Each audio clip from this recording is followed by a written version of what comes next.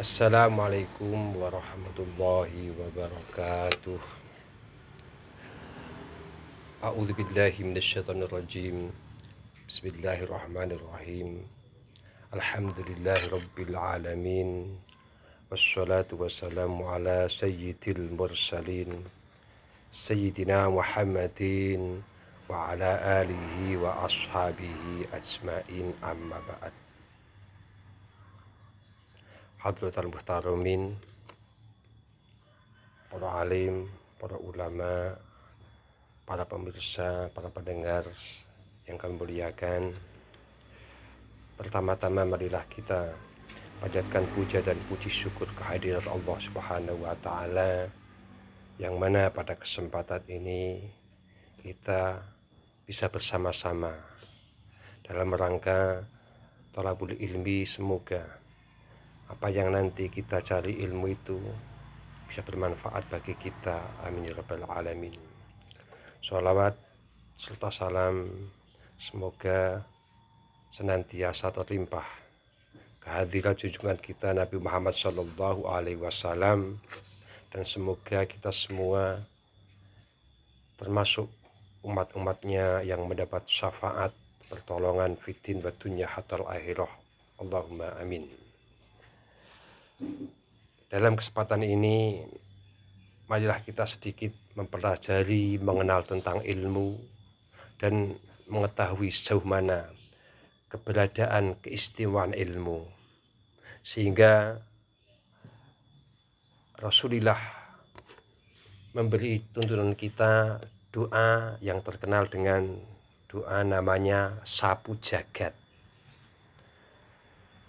Doa sapu jagat itu mungkin dari kalangan anak-anak, remaja hingga orang tua semua pasti tahu, yaitu Rabbana atina fid dunya hasanah wa fil akhirati hasanah.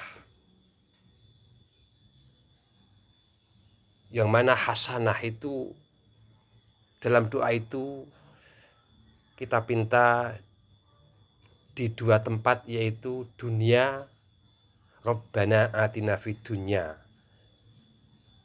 Lantas hasanah dalam dunia itu ahli tafsir ada yang mengatakan al hasanah fid dunya ay al ilmu. Berarti dikala kita minta kepada Allah dengan melantunkan doa sapu jagat Rabbana atina fid dunya hasanah, bisa diartikan, wahai Tuhanku, berilah kami di dunia hasanah, yaitu ilmu. Maka jika kita ingin mendapat kebaikan di dunia, maka harus dengan ilmu. Sehingga orang yang mempunyai ilmu itu, Allah Ta'ala sudah menetapkan dalam Al-Quran, yaitu yarfa'illahu alladhina amanu minkum walladhina utul ilma darajah. Maksud dari ayat tadi, orang yang beriman dan orang yang mempunyai ilmu, dia akan diangkat derajatnya oleh Allah Subhanahu wa Ta'ala. Maka kemuliaan manusia itu tak lain dan tak bukan hanya dengan ilmu. Coba kita tengok dalam keadaan sesuatu yang diciptakan Allah dinamakan makhluk, baik itu hewan, baik itu manusia, jin, syaitan, semua makhluk sama. Akan tetapi dari sekian banyak makhluk, ada satu makhluk yang istimewa, yaitu manusia. Kenapa manusia itu mulia? Tak lain dan tak bukan dikarenakan manusia itu mempunyai ilmu. Sehingga atas keilmuan manusia itu bisa mengalahkan makhluk-makhluk yang lain, bisa mengalahkan malaikat yang bahkan tak pernah melakukan dosa. Sejarah Mengapa manusia itu mulia dibandingkan makhluk lain hingga mengungkuli para malaikat? Dalam surat Al-Baqarah diterangkan, A'udzubillahi minasyaitonirrajim. Wa idz qala rabbuka lil malaikati inni ja'ilun fil ardi khalifah. Suatu ketika Allah berkata kepada para malaikat, inni ja'ilun fil ardi khalifah. Wahai malaikat, aku akan menciptakan khalifah pengganti di bumi ini. Atas pengertian itu, malaikat menjawab, qalu ataj'alu fiha mayufsidu fiha yusukut dima. Ya Allah, apakah engkau akan mengisi khalifah di bumi ini manusia, yaitu Adam, yang mana manusia atau Adam itu karakternya adalah merusak dan mengucurkan darah, membunuh. Jadi di sini malaikat sanksi, bumi akan diisi khalifah, yang mana khalifahnya itu Adam, manusia, yang mana manusia ini adalah perusak, yang mana manusia ini adalah sering membunuh. Sedangkan malaikat protes, nahnu nusabbihu bihamdik. Wahai Allah, kami para malaikat adalah mensucikan kepada engkau, memuji kepada engkau. Kenapa bukan dari golongan malaikat yang menjadi khalifah di bumi ini? Lantas Allah menjawab, qala ini a'lamu ma la ta'lamun. Wahai malaikat, aku lebih tahu dari apa yang engkau ketahui.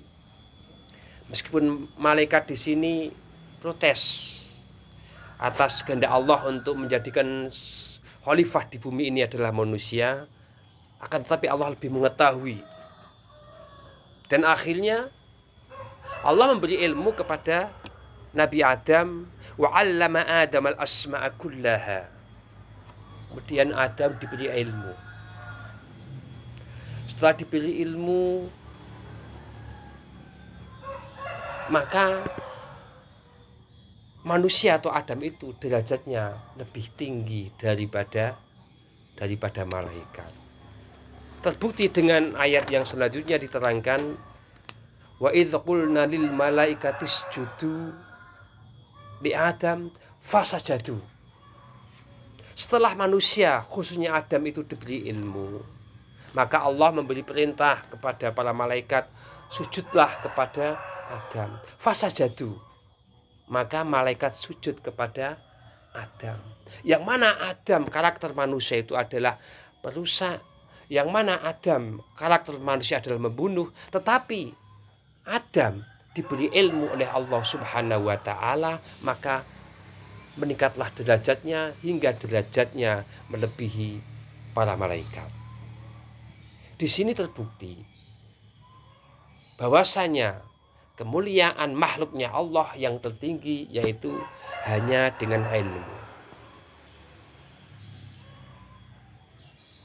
Ilmu sudah tidak dilakukan lagi. Jika kita lihat dari segi harfiah, ilmu itu terdiri daripada 3 huruf. 1 ain, nomor 2 lam, nomor 3 mim.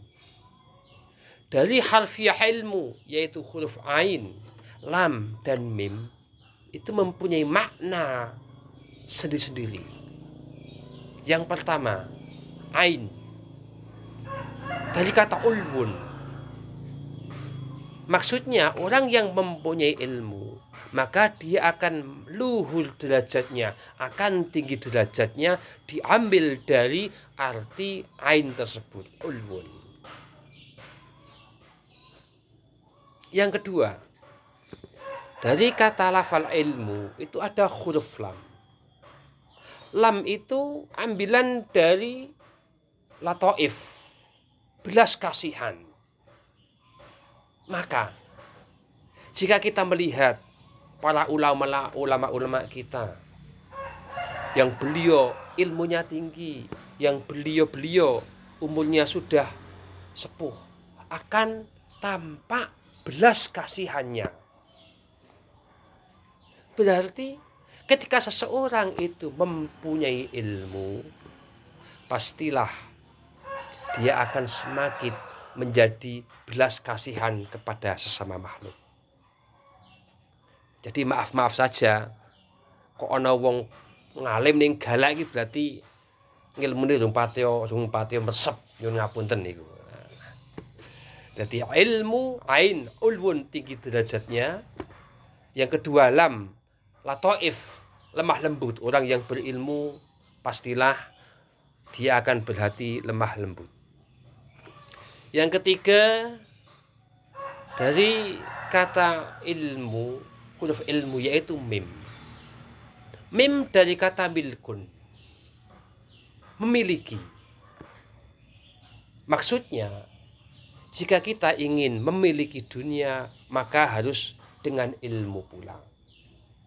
Jika kita harus memiliki kemuliaan akhirat, juga harus dengan ilmu pula. Dari kata-kata ilmu, ain lam mim itu sendiri sudah kita pelajari, sudah kita mengerti betapa tingginya ilmu, betapa mulianya ilmu. Jadi maaf kalau ibu-ibu ngaji itu berarti pasti akan tinggi derajatnya di sisi Allah. Meskipun maaf saja dilecehkan oleh seseorang yang nggak punya ilmu. Ada yang berkata, ibu-ibu kok sukanya ngaji saja. Itu karena yang bilang nggak punya ilmu, bukan ahli ilmu. Yang nanggung Allah Subhanahu wa Ta'ala.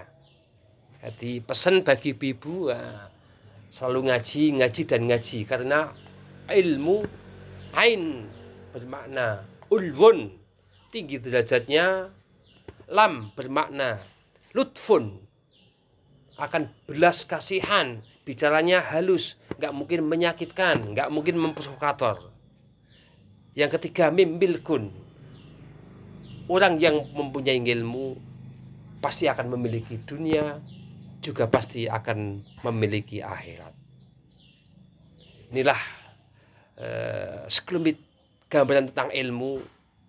Maka semestinya bukan hanya kita yang harus mempunyai ilmu, akan tetapi anak turun kita juga harus berilmu. Ilmu dalam arti ilmu untuk beribadah. Boleh kita sekolah, boleh kita ilmu dunia, tapi jangan sampai kita mengejar dunia, mengejar ilmu formal negara, lantas melupakan ilmu yang hakikat. Karena teringat sedikit statement Presiden kita Gus Dur. Pernah bilang gini, orang yang cerdas itu adalah orang yang bisa memikir akibat. Jadi kita dikatakan cerdas itu di saat kita melakukan apa saja memikirkan akibat atas tindakan kita.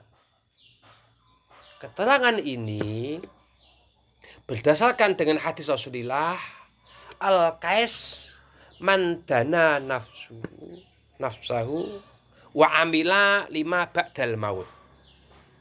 Orang yang cerdas itu adalah orang yang beramal untuk akhirat. Loh, kenapa kok amal akhirat?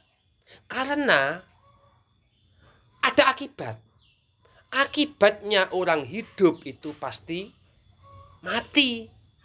Maka Rasulullah mengajarkan, jika kamu orang pandai, kamu pasti akan beramal untuk akhirat. Dalam logikanya, segala sesuatu itu ada akibat. Akibat kita hidup pasti nanti sebab kita hidup nanti akibatnya akan mati. Demikian juga siaran ini mungkin nanti ada awalnya, akibatnya nanti ya selesai. Jadi ini sedikit guyon, tapi mari kita sama-sama jangan sampai sekali-kali kita merasa tidak nyaman dengan ilmu-ilmu agama, karena apapun ibadah kita, jikalau dengan diilmuni, maka ibadah kita akan diterima kepada Allah Subhanahu wa taala. Kebalikan, jika kita beramal tanpa ilmu, maka amal kita tak akan diterima oleh Allah Subhanahu wa taala. Nah, kemudian ilmu ini juga ada cara Jawa nih, ana gathuke. Gak mungkin wong lanang kok dhewe, mesti butuh wong wedok. Ilmu juga butuh mutalazimen, saling butuhkan. Apa itu? Amal, diamalkan. Mari kita cari ilmu, dan setelah kita punya ilmu, kita amalkan. Sebab saya teringat dalam sebuah syair dalam kitab Syarh Hikam Iqadul Humam diterangkan, yang artinya orang berilmu tapi tidak beramal diumpamakan kaki yang tak punya alas kaki atau sandal. Maka ketika kaki kita berjalan tanpa sepatu, tanpa alas kaki, maka akan berbahaya bagi telapak kaki kita. Demikian juga di saat kita mempunyai ilmu tapi kita tidak mengamalkan, diumpamakan kaki tak beralas kaki. Kebalikannya, ada orang beramal tapi tidak menggunakan ilmu. Dalam syair diterangkan, orang yang beramal tanpa ilmu itu bak umpama punya alas kaki tapi tak punya kaki, punya sandal, punya sepatu tapi tak punya kaki. Coba pilih mana? Pilih punya kaki nggak punya sandal, atau punya sandal tapi nggak punya kaki?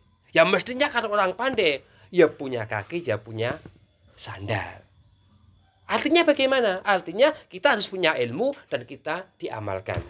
Semoga sedikit sekilas keterangan ini memberikan kita semua semakin semangat mencari ilmu, dan setelah mendapatkan, senantiasa kita diberi pertolongan untuk dapat mengamalkan ilmu-ilmu kita, dan sehingga pada akhirnya kita akan diangkat oleh Allah Ta'ala sebagai orang-orang yang mulia. Amin, amin ya rabbal alamin. Demikian kajian bulan Ramadan ini, semoga bermanfaat. Al-Fatihah. A'udzubillahi minasyaitonir rajim. Bismillahirrahmanirrahim. Alhamdulillahirabbil alamin. Arrahmanirrahim. Maliki yaumiddin. Iyyaka na'budu wa iyyaka nasta'in. Ihdinas siratal mustaqim. Siratal ladzina an'amta 'alaihim ghairil maghdubi 'alaihim waladdallin. Amin. Wassalamualaikum warahmatullahi wabarakatuh.